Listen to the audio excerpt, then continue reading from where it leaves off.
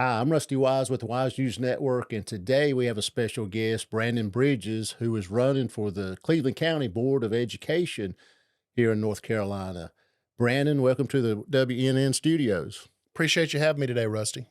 Well, tell us a little bit about your life history, a little bit, born and raised. So, my name's Brandon Bridges. I'm a lifelong Cleveland County resident. I've planned to be there for the rest of my life. Lived in Shelby for the most part, at a short stint in Kings Mountain. I went to Cleveland County schools through my education. Went to Union, Burns Middle, Burns High.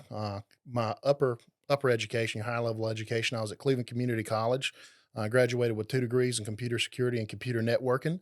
I've got some certifications, but all of my education came from Cleveland County, and right now work in information technology. And I am running for the school board in Cleveland County.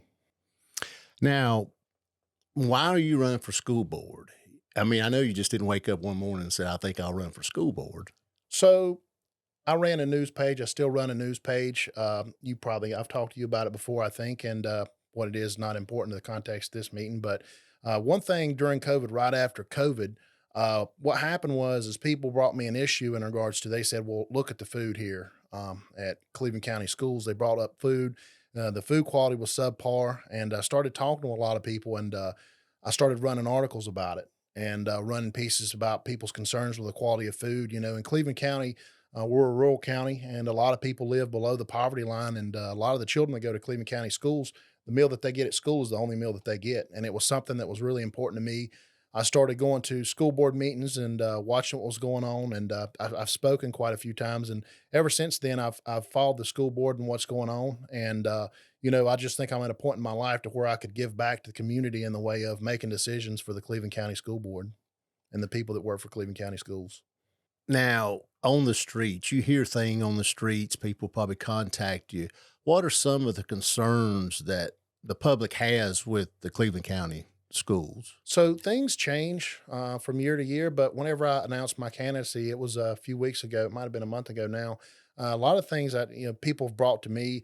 Again, the school food quality has been brought up as a potential issue. That's something I'd like to take a look into individually whenever I was able to do so. More so, the paper and pencils, the school supplies, I've had people bring to me and say, well, our students are struggling to get paper and pencils, basic necessities. Those are two things that I feel like would be easy to take a look into. As one member of a 9-member school board, nobody can do anything individually, but I think a school board member's responsibility is to do what's in the best interest for everybody to make sure that the kids get a great education. And, if somebody's hungry, they're not going to be able to work to their highest capacity. If somebody doesn't have paper and pencil, they're not going to be able to work to their highest capacity. So those are two things that are really basic that people have brought to me in terms of things they're concerned about. There's some higher level, more recent issues that people have brought to me, the administrative decisions that have been made that involve more of the community instead of just the school system itself, things that the school board are responsible for. Can you give an example of such? The sale of the Marion School Building. There's a school building that was closed a few years ago. It was built in 1950. It's still the property of Cleveland County Schools at this point, and there's a lot of community discussion. There's a lot of different groups of people who have different decisions, who have different opinions on what should be done with that building, and it's really become a really hot button issue for the community as a whole because the school board proposed doing one thing, and there's been a lot of pushback from the community as far as their decision, and they've not done anything concrete yet. But one of the reasons that I believe that I would be a great school board member is that I'm not a parent, and I've never worked in the school system, and some people believe that a person needs to be a parent or a administrator or a teacher to serve on the school board. But I think having an unbiased opinion and not having any background and context from that perspective is going to allow me to make a truly unbiased decision as far as things go. From an administration standpoint, I'm not attached to anything. And I think that there's room on the school board for administrators, teachers, and parents. We have a wide variety of people that are on the school board now. Some of them have kids, some don't. Some have an educational background and some don't. And I think that one of the biggest benefits that you're going to see from me, you're going to see a fresh slate, a clean slate. I don't have any allegiance to any group of people or any single people on the school board. There's a lot of division in our school board right now, And that's one thing that I'm not going to bring with me. I like to tell people I'm going to make decisions on a case by case basis, and my feelings towards any individual school board member is not going to affect my decision making. You know, if it's somebody that, I might agree with one person one week on one issue and another person the next week on another. And, whether we agree or not on an issue is not going to impact my ability to make a good decision the next time around. Whenever we have something else come up, I'm not going to hold a grudge based on their agreements or disagreements with me the last time we had something to discuss. Well, I did see on social media there's been some strife on the school board about media. I don't. What was that about? So in 2023, I was actually involved from a media perspective from a very small standpoint. There was a senior prank that got out of hand at one of the high schools in Cleveland County.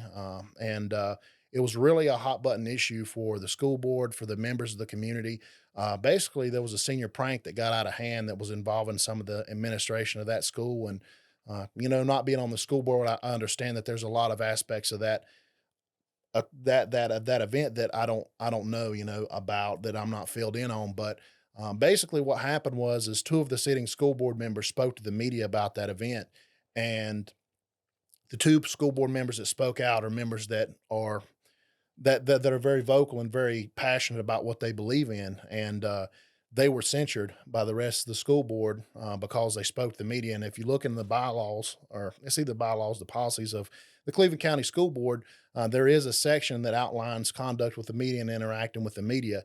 And I said it at that time, and I said it in a recent post on my social media for my campaign, that their censorship, I do believe that they went overboard with the decision that they made against those two school board members.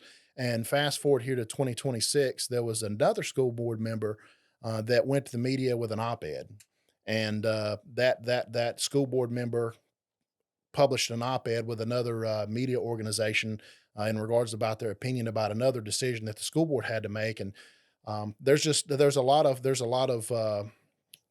contention between a lot of the different school board members for that. Some school board members and people in the community that follow the events, they believe that the gentleman that went more recently with the op-ed needs to be censured as well because of their past history of censoring school board members for going to the media. And some people believe that it's two different situations, and based on what they discussed, that's the difference between, who should be censored and who should not. I read the policy myself a few times, and it's my opinion that that policy is really left up to interpretation by the school board. And my opinion on the matter is I don't think that the two school board members that were censured in 2023 should have been censured, and I don't believe the one that recently spoke to the media should have been censured. I think that it was an overreach in the past, and I think that for that same reason that the person who spoke recently should not be censured as well. Well, do you think the school board is transparent now? One advantage that a lot of school board members have, sitting school board members, incumbents, and other people that I'm running against, have been on the school. One of the benefits they have, they're either on the school board now or they've been in the school board before. And as a candidate, I do understand and acknowledge the fact that there are things that happen behind closed doors that I'm not aware of, because that's just the way it is. There are sensitive matters that are discussed that I'm not going to be privy to, because as a member of public, I'm not granted that privilege of knowing that information. It's information that's kept behind closed doors by the school board, for whatever reason, legal reasons, things of that nature, sensitive personnel issues that are things that just can't be released to the public. Um, it's it, it when it comes to transparency, I think that everybody could always do a better job. There's some things that you can't elaborate on. I'll just go ahead and pivot back to the sale of the Marion School. The tax valuation was around $1 million, and the school board came forward. Somebody came forward with a recommendation of selling the property to a nonprofit, and they said, "Well, we're going to sell it to them for 100." The way it was structured is that the property was going to sell to an organization called Preservation North Carolina for $140,000. Preservation North Carolina was going to enact covenants on the property to make sure that the building was kept to a certain standard for historical reasons. So they were going to enact covenants to make sure that the building was preserved from a historical standpoint. And then they were going to in turn sell the property for $150,000 to a nonprofit organization, with the guarantee that the nonprofit organization was going to spend $850,000 on the building for repairs and upgrades, with the understanding being that the price they paid plus the price they were going to pay for upgrades was going to equal the tax value of the building. And a lot of people are arguing that the property is worth a lot more money than they're actually going to pay for the property. They actually have tabled that issue for now. And one thing that I think that they should do, the nonprofit that they want to sell to is a good nonprofit. If you'd like to take a look, I'm not going to give them a plug because I'm not associated with them. But I think that selling to that nonprofit is a good idea. But if you're going to sell a property to an organization for a price that is, $140,000 for a commercial property, it needs a lot of work. And I think that if they can make it work, then they should sell it to that organization. But we need to do some research. What needs to happen is you need to justify that price. That price might need to come up. That's what a lot of people are saying.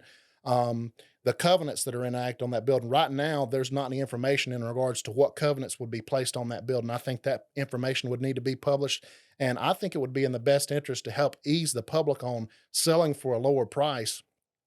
I think that it would ease the public if the organization that they're selling to would publish more of a concrete roadmap on what they plan to do with the building. Say, this is what we're going to do. I think they're a great organization. Everything I've heard about them is A plus 100%. But I've talked to more people since making the initial statement, and I just think that if they're going to sell to that nonprofit, what they need to do is everybody from a complete standpoint needs to be more robust about what they plan to do, how they plan to do, where they come to a price.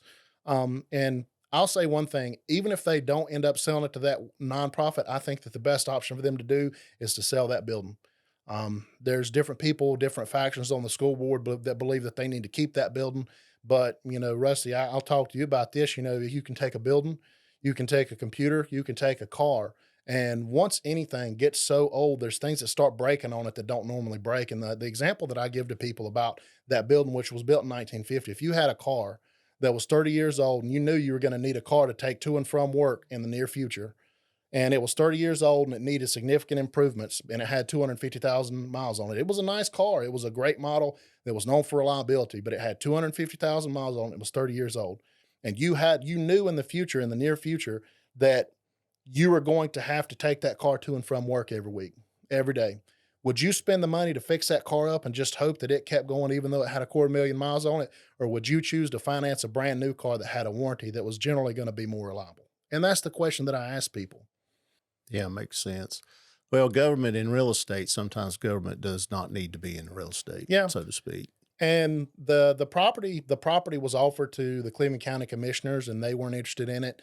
And at the end of the day, they need to get rid of that property because the Cleveland County School Board at this point in time is paying the utility bills on that property right now. And to what I understand, it's thousands of dollars each month.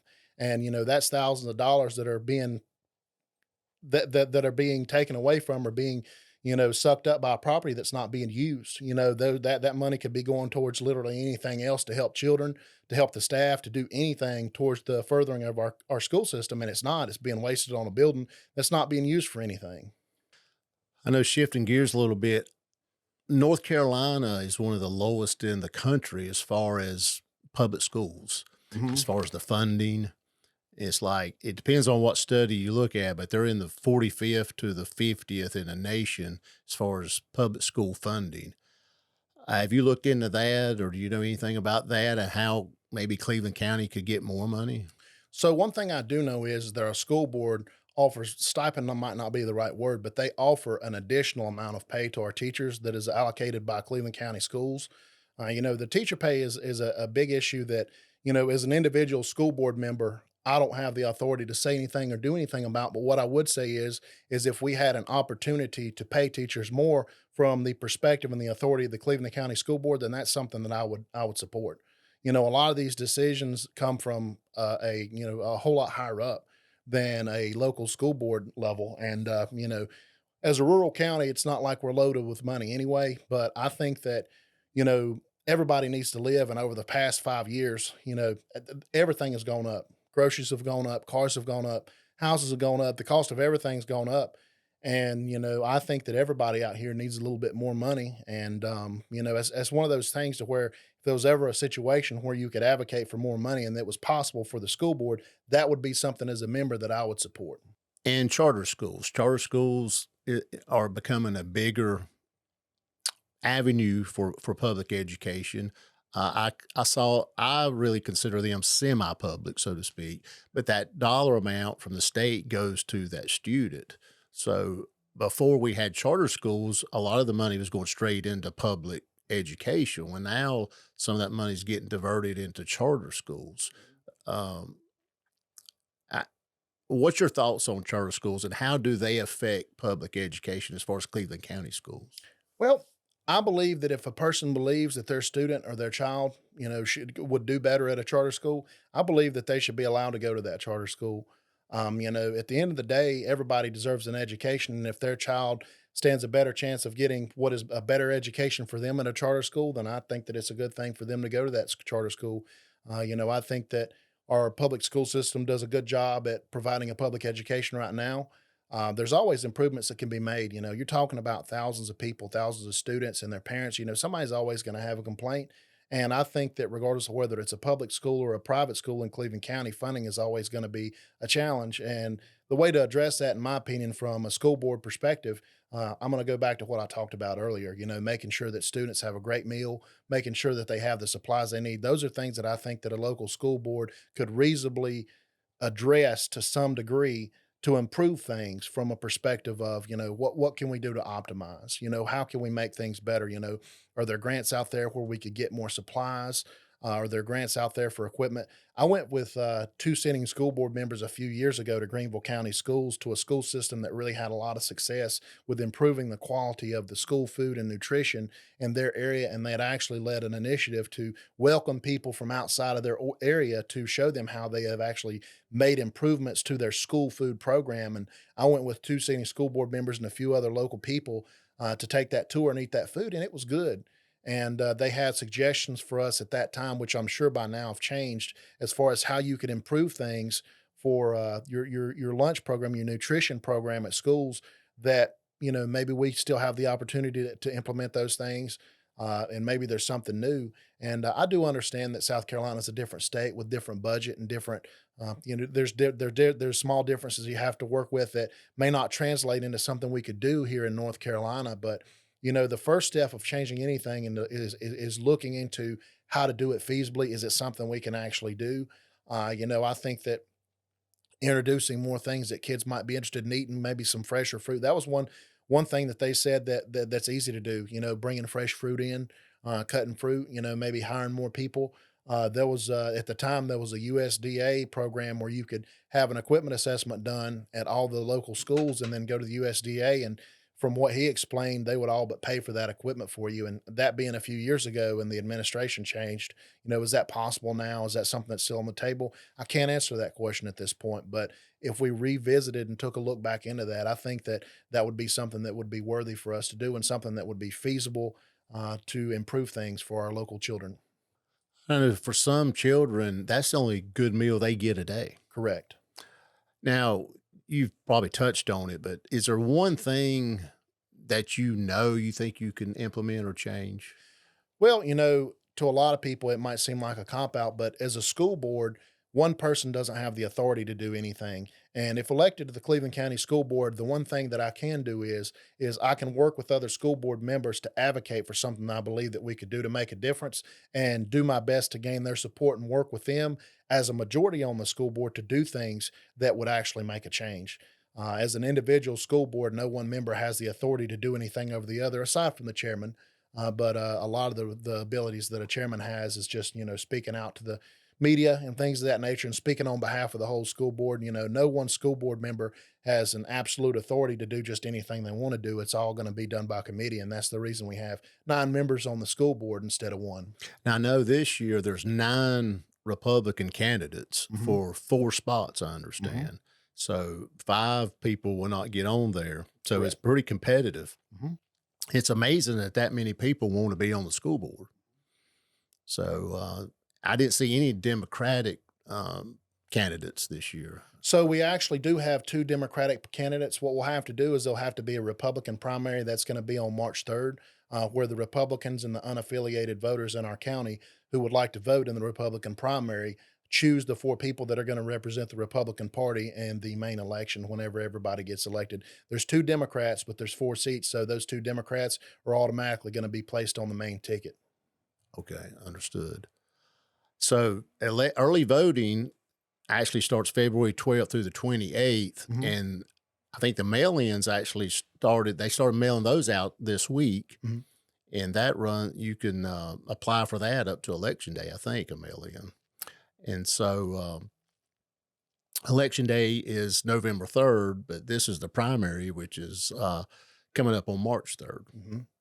Now, this is your first stint at politics, correct? That's correct. Okay. Okay.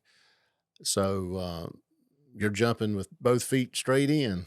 That's right, and I started my campaign, I wanted to start it easy and simple. I registered and, I've got $1,000 personal spend that I can go up to, without having to report. I'm not gonna be able to collect donations, from anybody. And one thing that I wanted to do is, I didn't want people to think, and I'm in my initial statement on social media, I said, "You're not gonna see me come up to you at work or church or just in public," and what I don't want people to do is I don't want people to see me coming between now and March or March and November or between now and November, if I end up making it past the primary and say, "Well, he's just coming over here to try to get my vote." I don't want to. I don't want it to be that way. I don't want to ask people for money. I'm financing my own campaign out of my own pocket. I've purchased signs that are going to be coming to the first of the week. I appreciate everybody that's reached out to me and saying, "Hey, I want a sign supporting me." But whenever people ask me, how can I support you? Your vote and your good word is all I ask, and that's all I'm looking for. And if you want to talk to me about politics, then I'll be glad to talk to you about it. My views in terms of what I can do for the school board and what my plans are and my opinion on any issue that's school board related that you might have. I'll be glad to provide my insight if it helps you make your decision on a vote. But I just I made that decision for a few reasons. I don't want to ask people for money, and things might change as far as how much money I spend if I make it past the primaries. But what I will say is regardless of whether I make it past the primaries or not, I'm not going to ask anybody for money. If I make it past the primaries, any further campaign materials that I purchase, any ad space, any kind of signs or anything like that, I'm still going to continue to fund out of my own pocket. Well, good luck in your race. And historically, non-presidential election years do not have a great turnout. So how can we get people to turn out to the polls more? So I think that people in the non-presidential elections, I think that they're more informed, and I think that those people are going to be taking a closer look into the candidates that are running for positions to make their decisions instead of making a straight ticket decision based on the presidential candidate they want. And that's what I believe, and that's what I hope. I think I've been reaching out on social media. I've got signs coming. I'm doing this interview, and anybody that'd like to talk to me, I'll take your message on social media. I'll be glad to do interviews just like I'm doing here with you. I'd like to get my name out that way. And as far as getting more people out to the polls in non-presidential elections, I think that we're going to have to find a way to get people more interested in what happens. I think a lot of people are discouraged by the thought process of thinking that what they believe doesn't make a difference. And at the end of the day, the people who win the primaries and the main elections, those are the people that get the most votes. And how do we get more people engaged? I'm working on trying to get more people engaged as far as social media. I'm trying to maintain a higher social media presence, trying to become more available for people to talk to, and finding more avenues to reach people as far as my candidacy and beliefs go to try to get out to them and encourage them and empower them to say, "Hey, I think this guy's going to be different. And I think that he's going to do what he says and making decisions on a case by case basis, regardless of who supports him and who supports this and that, and empower them to say, hey, I think this guy can make a difference, so I'm going to go vote for him." Well, local politics gets in your pocketbook more than the national politics a lot of times Hmm. for local tax rates and property values and stuff like that. And electric rates and all that gets in your pocketbook more than the national. So the local politicians have more control a lot of times over your pocketbook than the national politicians. Yeah, that's true. And I think the best thing that a member of the school board can do is make decisions that spend that money wisely, reduce waste where you can and make the right decisions and make sure that the things that you're doing makes you a great steward of the money that you're allocated. And look at the curriculum. I mean, are we teaching the kids, if we're still teaching the way we were 50 years ago, is that right or wrong? Well, a lot of With people, computers, I mean, do you really need to know how to do trigonometry with computers these days? I mean, I know you need to do basic math, but calculus, who's going to use calculus on written paper now?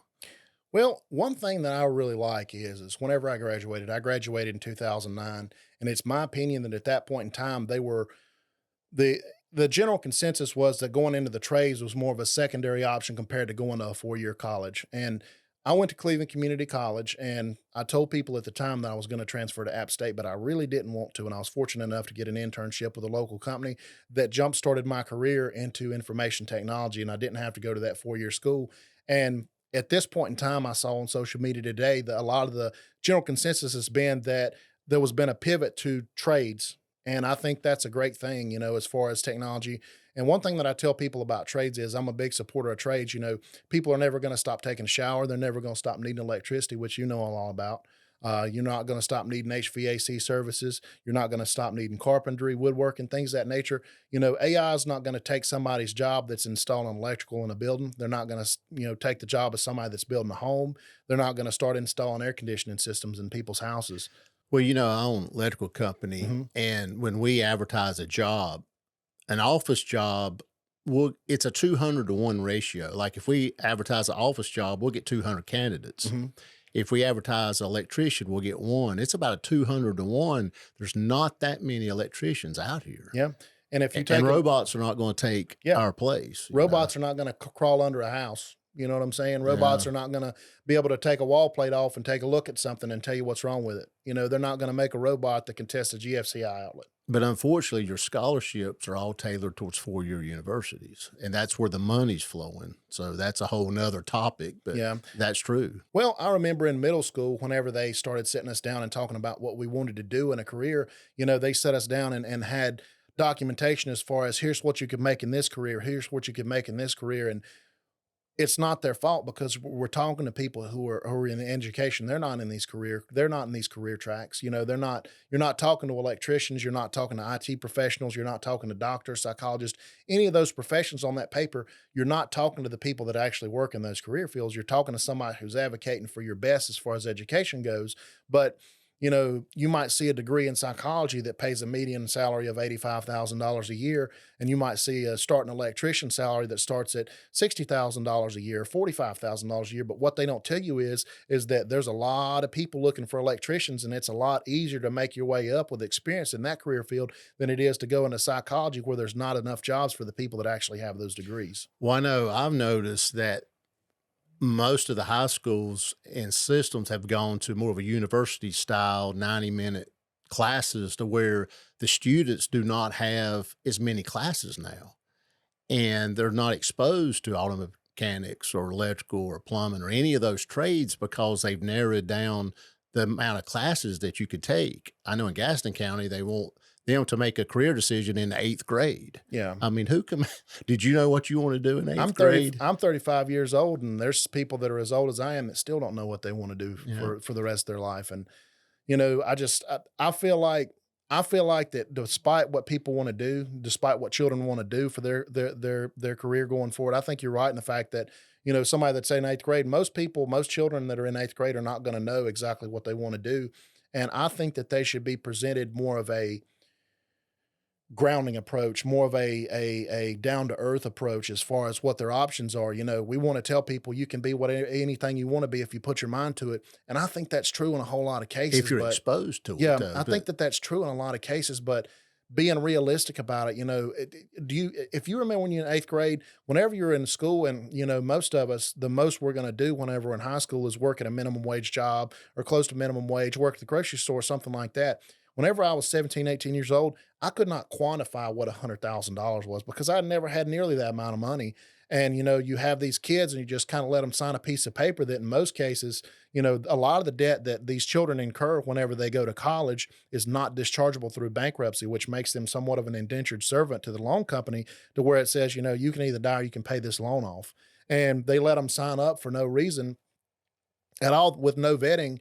And they just say, yep, you can go take those college courses, and they don't do any vetting as far as how many jobs are going to be available by the time you graduate, what opportunities you're going to have to actually go into this career field. And you look at that with a lot of the 4-year programs. It's not all of them. There's a lot of 4-year programs that result in degrees that are really in demand, that have a short supply right now. But kind of going back to what we were talking about with what you have direct experience with, you take a look at electricians and HVAC technicians and things of that nature. A lot of the electricians you see are 40 plus years old, and there's not a lot of people backfilling. And I think that, whenever I graduated high school, one of the big hot button careers was IT and nursing.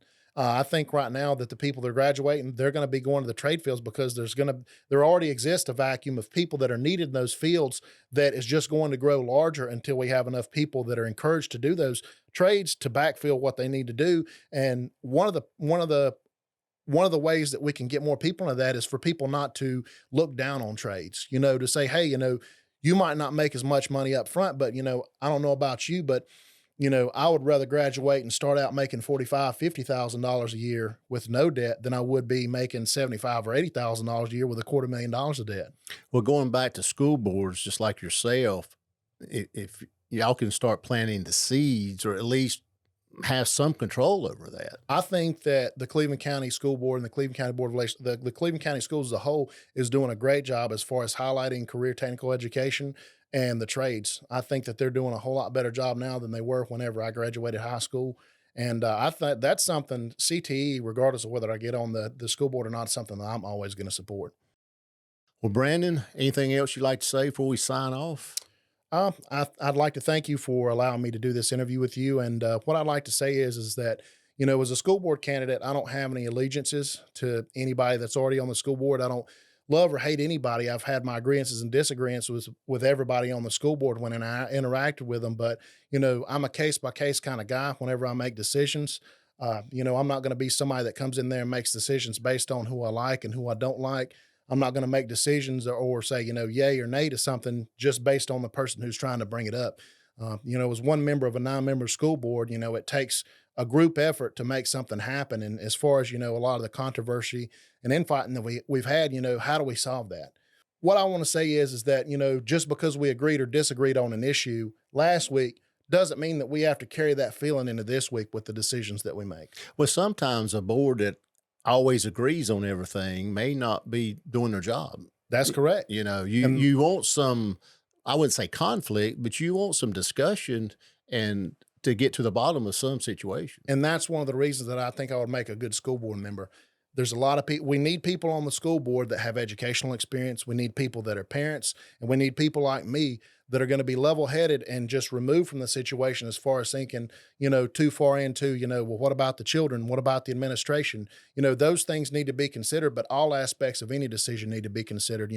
If you get all the same type of person with the same mindset or the same background on a school board, then for the most part, they're going to make decisions in the same way, and they're going to be they're kind of going to be slanted towards favoring whatever they've been a part of in their past. Well, some boards, not all boards, but some boards and councils, they treat themselves like their own little club, and they don't really, or they're not very transparent on things, and they're kind of their own little group. So hopefully everybody be more transparent. And I wish you good luck on this. Thank you so much. And, as far as transparency goes, as far as my ability to do so, as far as what I can tell people, that's a plan that I have. I'm not going to come out here and say that things are going to become more transparent overnight. But as far as my capacity as one member of the school board would go, I plan on being as transparent as possible. And you didn't mention it, but you run the Cleveland County News on social media. That's correct. Yeah.